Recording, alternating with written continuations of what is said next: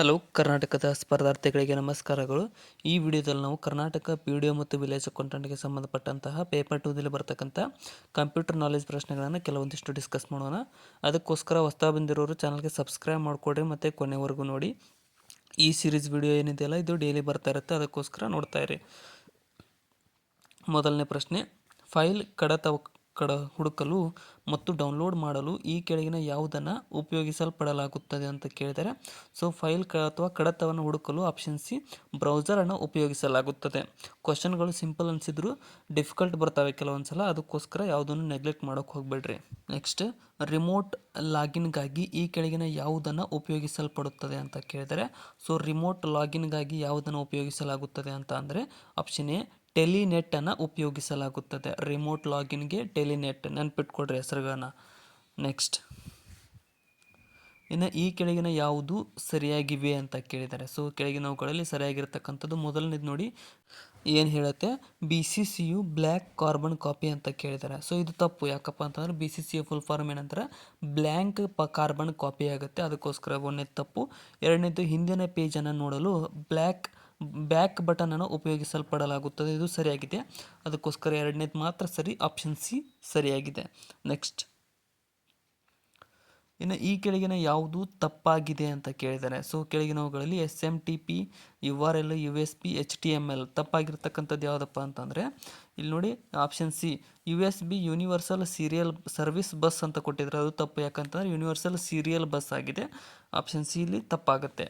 Next, ಇನ್ನು ಕೆಳಗಿನ ಹೇಳಿಕೆಗಳನ್ನು ಗಮನಿಸಿರಿ.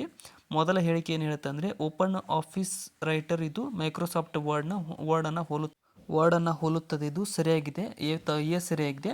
ಇನ್ನು ನುಡಿ ಕನ್ನಡ ತಂತ್ರಾಂಶ ಇದು ವ್ಯವಸ್ಥೆಯ ತಂತ್ರಾಂಶ ವರ್ಗಕ್ಕೆ ಒಳಪಡುತ್ತದೆ ಅನ್ನೋದು ಎರಡನೇ ತಪ್ಪು. ಯಾಕಪ್ಪ ಅಂತಂದರೆ ನೋಡಿ ತಂತ್ರಾಂಶ ವ್ಯವಸ್ಥೆಯಾಗಿದ್ದು ತಂತ್ರಾಂಶ ವರ್ಗಕ್ಕೆ ಒಳಪಡುವುದಿಲ್ಲ, ಎ ಮಾತ್ರ ಇಲ್ಲಿ ಸರಿಯಾದಂತಹ ಆಯ್ಕೆಯಾಗಿದೆ, ಅದಕ್ಕೋಸ್ಕರ ಆಪ್ಷನ್ ಎ ಸರಿಯಾಗುತ್ತೆ. ಇದೇ ಟೈಪ್ ಎಕ್ಸಾಮ್ದಲ್ಲಿ ಕೇಳಿರ್ತಾರೆ, ಅದಕ್ಕೋಸ್ಕರ ನೆಗ್ಲೆಕ್ಟ್ ಮಾಡೋಕೆ ಹೋಗ್ಬೇಡ್ರಿ. ಕೆಳಗಿನವುಗಳಲ್ಲಿ ಯಾವುದು ಬೈನರಿ ಸಂಖ್ಯೆ ಅಲ್ಲ ಅಂತ ಕೇಳಿದ್ದಾರೆ. ಸೊ ಬೈನರಿ ಸಂಖ್ಯೆ ಅಂತ ನೆನ್ಪಿಟ್ಕೊಳ್ರಿ 1 0 ಅಂತ ಬರುತ್ತೆ ಬೈನರಿ ಡಿಜಿಟ್ ಅಂತ ಅಂದರೆ. ಬಟ್ ಇಲ್ಲಿ ನೋಡಿ ಆಪ್ಷನ್ ಬಿ ಇದರಲ್ಲಿ 822842 ಆಗಿದೆ, ಅದು ದಶಮಾಂಶ ಸಂಖ್ಯೆ ಆಗಿದೆ, ಅದಕ್ಕೋಸ್ಕರ ಆಪ್ಷನ್ ಬಿ ಸರಿಯಾಗಿದೆ. ಇಲ್ಲಿ ಮುಖ್ಯದ 3 ಬೈನರಿ ಡಿಜಿಟ್ಗಳು. ಈ ಕೆಳಗಿನ ಯಾವುದು ಪ್ರೋಗ್ರಾಮಿಂಗ್ ಭಾಷೆಯಾಗಿದೆ? ಕೆಳಗಿನವುಗಳಲ್ಲಿ ಯಾವುದು ಒಂದು ಪ್ರೋಗ್ರಾಮಿಂಗ್ ಭಾಷೆ?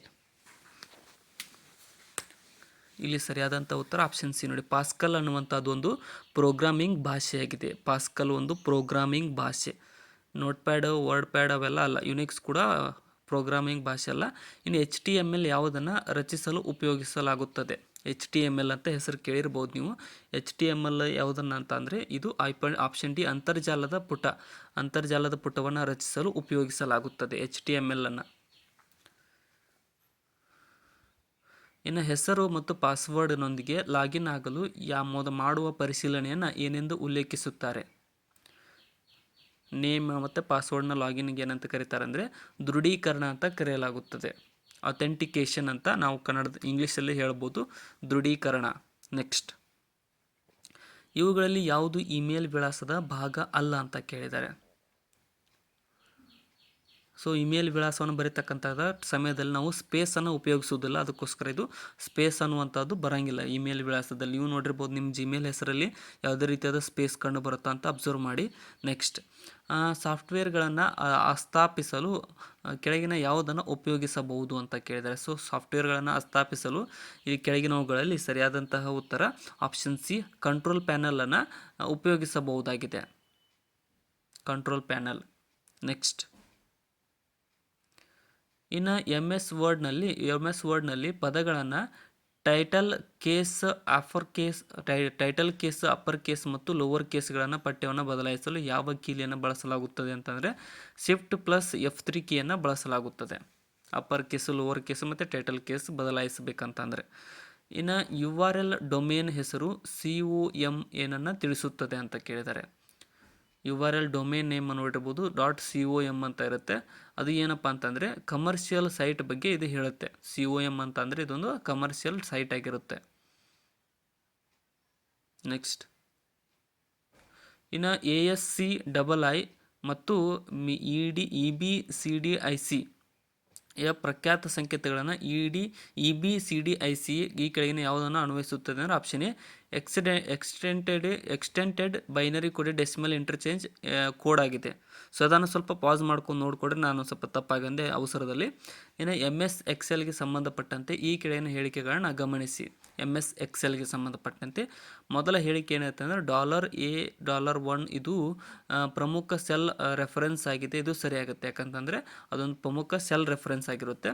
ಮತ್ತು ಆ್ಯಕ್ಟಿವ್ ಸೆಲ್ಲನ್ನು ಬ್ಲಿಂಕಿಂಗ್ ಲೈನ್ನಿಂದ ಸೂಚಿಸಲಾಗಿದೆ. ಇದು ತಪ್ಪು, ಯಾಕಂತಂದರೆ ಆ್ಯಕ್ಟಿವ್ ಸೆಲ್ಲನ್ನು ಬ್ಲಿಂಕಿಂಗ್ ಲೈನ್ನಿಂದ ಸೂಚಿಸಲಾಗುವುದಿಲ್ಲ, ಅದು ಬ್ಲಿಂಕ್ ಆಗುತ್ತಿರೋಂಗಿಲ್ಲ. ನೆಕ್ಸ್ಟ್, ಇನ್ನು ಕೆಳಗಿನ ಹೇಳಿಕೆಗಳನ್ನು ಗಮನಿಸಿ. ಸ್ಟ್ಯಾಂಡರ್ಡ್ ಡಾಕ್ಯುಮೆಂಟ್ ಹೆಸರು ಮತ್ತು ವಿಳಾಸವನ್ನು ಜೋಡಿಸಲು ನೆರವಾಗುತ್ತದೆ. ಇದು ಸರಿಯಾಗಿದೆ. ಸ್ಟ್ಯಾಂಡರ್ಡ್ ಡಾಕ್ಯುಮೆಂಟ್ ಮತ್ತು ಹೆಸರನ್ನು ವಿಳಾಸವನ್ನು ಜೋಡಿಸಲು ನೆರವಾಗುತ್ತದೆ ಸ್ಟ್ಯಾಂಡರ್ಡ್ ಅನ್ನುವಂಥದ್ದು. ಇನ್ನು ಎರಡನೇದು, ಒಂದೇ ಪತ್ರವನ್ನು ಬೇರೆ ಬೇರೆ ವ್ಯಕ್ತಿಗಳಿಗೆ ಕಳುಹಿಸಲು ನೆರವಾಗುತ್ತದೆ. ಇದು ತಪ್ಪು, ಬಿ ತಪ್ಪು, ಎ ಮಾತ್ರ ಸರಿಯಾಗಿದೆ. ಇಲ್ಲಿ ಕೇಸ್ ಫೀಚರ್ನಲ್ಲಿ ಟಾಗಲ್ಡ್ ಕೇಸ್ ಅಂದರೆ ಏನು ಅಂತ ಕೇಳಿದ್ದಾರೆ. ಸೊ ಟಾಗಲ್ಡ್ ಕೇಸ್ ಫೀಚರ್ನಲ್ಲಿ ಇದೆ ಅಂತ. ಇಲ್ಲಿ ಆಪ್ಷನ್ ಸಿ ಸರಿಯಾಗುತ್ತೆ. ಏನಪ್ಪ ಅಂತಂದರೆ, ಒಂದು ವಾಕ್ಯದಲ್ಲಿ ಮೊದಲನೇ ಪದದ ಮೊದಲನೇ ಅಕ್ಷರವನ್ನು ದೊಡ್ಡ ಅಕ್ಷರ ಮಾಡುವುದಕ್ಕೆ ಟ್ಯಾಗಲ್ಡ್ ಕೇಸ್ ಅಂತ ಕರೆಯಲಾಗುತ್ತದೆ. ನೆಕ್ಸ್ಟ್, ಇನ್ನು ಈ ಕೆಳಗಿನ ಕ್ಷೇತ್ರದೊಳಗೆ RFID ಮತ್ತು LAN ವ್ಯಾಪಿಸಿರುತ್ತದೆ ಅಂತ ಕೇಳಿದರೆ, ಸೊ ಇವೆರಡು ಎಷ್ಟು ರೇಂಜ್ ಒಳಗೆ ಇರ್ತಾವೆ ಅಂದ್ರೆ, ಆಪ್ಷನ್ ಸಿ 10 ಕಿಲೋಮೀಟರ್ ರೇಂಜ್ ಒಳಗಡೆ ಇವು ವ್ಯಾಪಿಸಿರ್ತವೆ. RFID ಮತ್ತು LAN. ಕೆಳಗಿನವುಗಳಲ್ಲಿ ಯಾವುದು ಪ್ರೋಗ್ರಾಮಿಂಗ್ ಭಾಷೆ ಅಲ್ಲ ಅಂತ ಕೇಳಿದ್ದಾರೆ. ಸೊ ಯಾವುದು ಪ್ರೋಗ್ರಾಮಿಂಗ್ ಭಾಷೆ ಆಗಿರುವುದಿಲ್ಲ ಅಂತ ಅಂದರೆ, ಇಲ್ಲಿ ಸರಿಯಾದಂತಹ ಉತ್ತರ ಆಪ್ಷನ್ ಎ ನೋಡಿ. ಏನಪ್ಪ ಅಂತಂದರೆ, ಯೂನಿಕ್ಸ್ ಅನ್ನುವಂಥದ್ದು ಒಂದು ಪ್ರೋಗ್ರಾಮಿಂಗ್ ಲ್ಯಾಂಗ್ವೇಜ್ ಆಗಿರುವುದಿಲ್ಲ, ಯೂನಿಕ್ಸ್. ನೆಕ್ಸ್ಟ್, ಯಾವ ಮೆಮೊರಿಯು ಚಂಚಲ ಅಥವಾ ಅಲ್ಪಕಾಲೀನ ಮೆಮೊರಿಯಾಗಿದೆ? ಚಂಚಲ ಮೆಮೊರಿ ಅಂತ ಕೂಡ ಕರಿಬೋದು, ಶಾರ್ಟ್ ಮೆಮೊರಿ ಅಂತ ಕೇಳ್ಬೋದು. ಅಲ್ಲಿ ಆಪ್ಷನ್ ಸಿ ನೋಡಿ. ಏನಪ್ಪ ಅಂತಂದರೆ, RAM memory, random access memory ಒಂದು ಶಾರ್ಟ್ ಮೆಮೊರಿ ಆಗಿರುತ್ತದೆ. ಯಾರನ್ನ ಅಂತರ್ಜಾಲದ ಪಿತಾಮಹನೆಂದು ಕರೆಯಲಾಗುತ್ತದೆ? ಇಂಟರ್ನೆಟ್ನ ಪಿತಾಮಹ ಅಂತ ಯಾರನ್ನ ಕರೆಯಲಾಗುತ್ತದೆ? ಇಲ್ಲಿ ಆಪ್ಷನ್ ಡಿ, ಯಾರೂ ಅಲ್ಲ. ಇಂಟರ್ನೆಟ್ನ ಪಿತಾಮಹ ಅಂತ ವಿಂಟ್ ಸರ್ಪ್ ರವರನ್ನು ಕರೆಯಲಾಗುತ್ತದೆ. ಅದಕ್ಕೋಸ್ಕರ ಇವರು ಯಾರೂ ಅಲ್ಲ ಆಪ್ಷನ್ದಲ್ಲಿ, ವಿಂಟ್ ಸರ್ಪ್. ಇನ್ನು ಅಂತರ್ಜಾಲದಲ್ಲಿ ಯಾಹೂ ಒಂದು ಡ್ಯಾಶ್ ಆಗಿದೆ. ಯಾಹೂ ಅನ್ನುವಂಥದ್ದು ಇಂಟರ್ನೆಟ್ಟಲ್ಲಿ ಏನು ಅಂತ ಕೇಳಿದ್ದಾರೆ. ಯಾಹೂ ಇದೊಂದು ಆಪ್ಷನ್ ಎ ಶೋಧಕ ಯಂತ್ರವಾಗಿದೆ. ಯಾಹೂ ಅನ್ನುವಂಥದ್ದೊಂದು ಶೋಧಕ ಯಂತ್ರ. ಆಪ್ಷನ್ ಎ ಇಲ್ಲಿ ಸರಿಯಾಗಿದೆ. ನೆಕ್ಸ್ಟ್, ಬ್ರೌಸಿಂಗ್ ಇದೆ ಅಂತ ಕರಿತೀವಿ. TCP ಅಥವಾ IP ಇದರ ವಿಸ್ತೃತ ರೂಪವೇನು? Full form. TCP/IP full form ಏನಪ್ಪ ಅಂತಂದರೆ, option A transmission control protocol ಅಥವಾ ಇಂಟರ್ನೆಟ್ ಪ್ರೋಟೋಕಾಲ್ಗೆ ಈ ಒಂದು TCP/IP ಒಂದು ಫುಲ್ ಫಾರ್ಮ್ ಆಗಿರುತ್ತದೆ.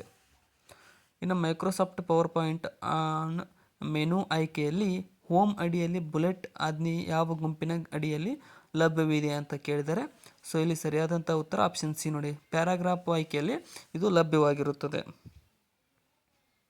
ನೆಕ್ಸ್ಟ್, ಇನ್ನು ಕನ್ನಡ ನುಡಿ ಸಾಫ್ಟ್ವೇರ್ನಲ್ಲಿ ಉಪಕರಣ ಪಟ್ಟಿ ಯಾವ ಮೆನು ಆಯ್ಕೆಯಲ್ಲಿ ಲಭ್ಯವಿದೆ? ನುಡಿ ಸಾಫ್ಟ್ವೇರ್ನಲ್ಲಿ ಉಪಕರಣ ಆಯ್ಕೆ ಯಾವುದರಲ್ಲಿ ಲಭ್ಯವಿದೆ ಅಂತ ಅಂದರೆ, ಇಲ್ಲಿ ಆಪ್ಷನ್ ಎ ತೋರಿಸು, ಶೋ ಅಂತ ಏನಿರುತ್ತಲ್ಲ ಅದರಲ್ಲಿ ಲಭ್ಯವಾಗಿರುತ್ತೆ. ಅದು ಉಪಕರಣ ಪಟ್ಟಿಯಲ್ಲಿ ಮೆನು ಆಯ್ಕೆ. ಇನ್ನು ಯುಟಿಲಿಟಿ ತಂತ್ರಾಂಶದ ಒಂದು ಉದಾಹರಣೆ ಯಾವುದು? ಯುಟಿಲಿಟಿ ತಂತ್ರಾಂಶದ ಉದಾಹರಣೆ ಕೆಳಗಿನವುಗಳಲ್ಲಿ. ಇಲ್ಲಿ ಆಪ್ಷನ್ ಎ ಆ್ಯಂಟಿವೈರಸ್ ತಂತ್ರಾಂಶವು ಒಂದು ಯುಟಿಲಿಟಿ ತಂತ್ರಾಂಶದ ಉದಾಹರಣೆಯಾಗಿದೆ. ಆ್ಯಂಟಿವೈರಸ್ ತಂತ್ರಾಂಶ. ಇವುಗಳಲ್ಲಿ ಸರಿ ಹೊಂದದ ಮುದ್ರಕವನ್ನು ಆರಿಸಿ ಹೊರತೆಗೆಯಿರಿ. ಯಾವುದು ಸರಿ ಹೊಂದುವುದಿಲ್ಲ ಇದರಲ್ಲಿ? ಇಲ್ಲಿ ಆಪ್ಷನ್ ಸಿ ಲೇಸರ್ ಮುದ್ರಕವು ಸರಿ ಹೊಂದದೇ ಇರತಕ್ಕಂಥದ್ದು ವಿಭಿನ್ನ ಪದವಾಗಿದೆ ಕೆಳಗಿನವುಗಳಲ್ಲಿ. Laser printing.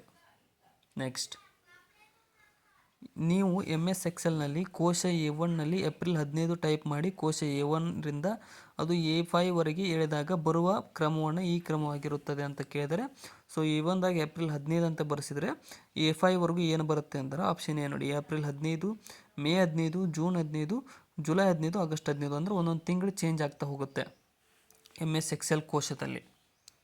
ನೆಕ್ಸ್ಟ್, ಇನ್ನು ಈ ಕೆಳಗಿನ ಯಾವ ಕೀಲಿ ಸ್ಲೈಡ್ ಪ್ರದರ್ಶನದಲ್ಲಿನ ಸ್ಲೈಡನ್ನು ಮುಂದುವರಿಸುತ್ತದೆ ಅಂತ ಕೇಳಿದ್ದಾರೆ. ಯಾವ ಕೀಲಿ ಸ್ಲೈಡ್ ಪ್ರದರ್ಶನವನ್ನು ಮುಂದುವರಿಸುತ್ತದೆ ಅಂತ ಅಂದರೆ ಇಲ್ಲಿ ನೋಡಿ ಆಪ್ಷನ್ ಎ ಮೌಸ್ ಬಟನ್ ಮತ್ತು ಎಂಟರ್ ಕೀಲಿ ಮತ್ತು ಸ್ಲೈಡ್ ಕೀಲಿಯನ್ನು ಸ್ಲೈಸ್ ಕೀಲಿ ಎಲ್ಲವುಗಳು ಮುಂದುವರಿಸುತ್ತವೆ. ಎಸ್ಕೇಪ್ ಒತ್ತಿದರೆ ಅದು ಹಿಂದಕ್ಕೆ ಅಂದರೆ ಹೊರಗಡೆ ಬರುತ್ತೆ ಅಲ್ಲಿಂದ ಸ್ಲೈಡ್ ಶೋದಿಂದ. ಸೊ ಇಲ್ಲಿಗೆ ಇವತ್ತಿನ ನಮ್ಮ ಕಂಪ್ಯೂಟರ್ ಜ್ಞಾನದ ಪ್ರಶ್ನೆಗಳು ಮುಕ್ತಾಯಗೊಂಡಿದ್ದಾವೆ. ಕೊನೆವರೆಗೂ ನೋಡಿದ್ದಕ್ಕೆ ಎಲ್ರಿಗೂ ಧನ್ಯವಾದಗಳು. ವಿಡಿಯೋನ ಆದಷ್ಟು ನಿಮ್ಮ ಫ್ರೆಂಡ್ಸ್ಗೆ ಶೇರ್ ಮಾಡಿ ಸಬ್ಸ್ಕ್ರೈಬ್ ಮಾಡಿಕೊಡ್ರಿ. ಮತ್ತು ಡಿಸ್ಕ್ರಿಪ್ಷನ್ದೊಳಗೆ ಇರತಕ್ಕಂಥ ನಮ್ಮ channel Instagram, Telegram, Facebook, WhatsApp Threads ಲಿಂಕ್ಗಳನ್ನು ಕೂಡ ಫಾಲೋ ಮಾಡಿಕೊಡ್ರಿ. Thank you so much. ಏನಾದರೂ ತಪ್ಪನಿಸಿದ್ರೆ ಕಮೆಂಟ್ ಸೆಕ್ಷನ್ದಲ್ಲಿ ಕಮೆಂಟ್ ಕೂಡ ಮಾಡಿ.